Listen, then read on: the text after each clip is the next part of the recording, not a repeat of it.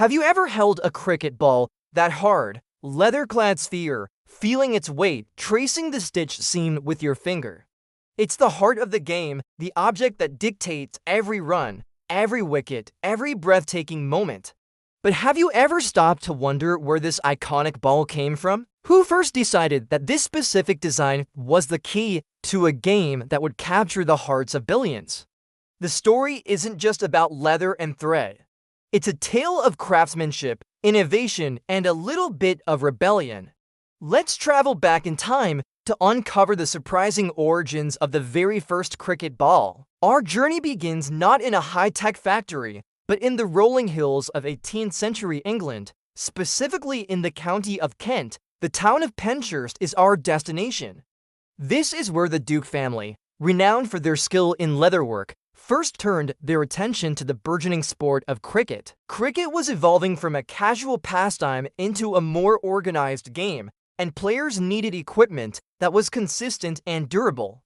The early balls were crude, often just a lump of wool or cork wrapped in rough leather, but they were unreliable and varied wildly in size and weight. This is where the Duke family stepped in. In 1760, they established their business, which would later become the legendary brand Duke & Son. They were masters of their craft. They started with a core, usually made of compressed cork and layers of tightly wound worsted yarn, a high-quality wool string.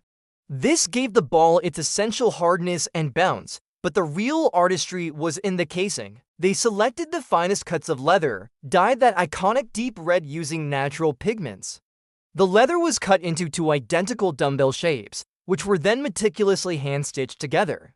This central seam, with its 6 rows of stitching, wasn't just for show, it was a revolution. The raised seam, known as the proud seam, allowed bowlers to grip the ball in a way that could make it swing through the air, adding a whole new dimension of skill and strategy to the game. Imagine the first time a batsman faced a ball that curved away from them unexpectedly. It must have been mind-blowing.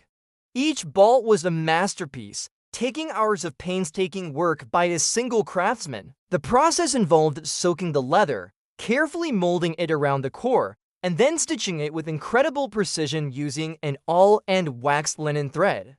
The Duke ball was chosen for the very first Lord's Test match between England and Australia in 1884, cementing its legendary status. From the small workshop in Penshurst, the blueprint for the modern cricket ball was born. While other manufacturers like Kookaburra in Australia and SG in India would later develop their own distinct styles, they all built upon the foundation laid by those early English artisans.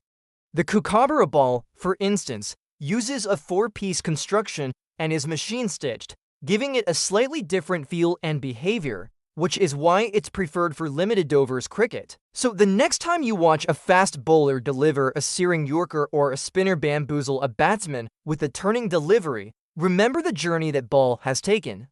From a humble craftsman's bench in Kent to the grandest stadiums in the world.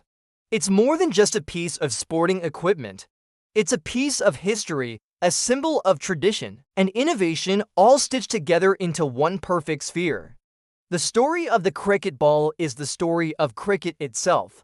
Thanks for watching. If you found this journey into cricket's history as fascinating as I did, don't forget to hit that like button and subscribe Roam and Relic for more stories behind the sports we love. See you in the next video.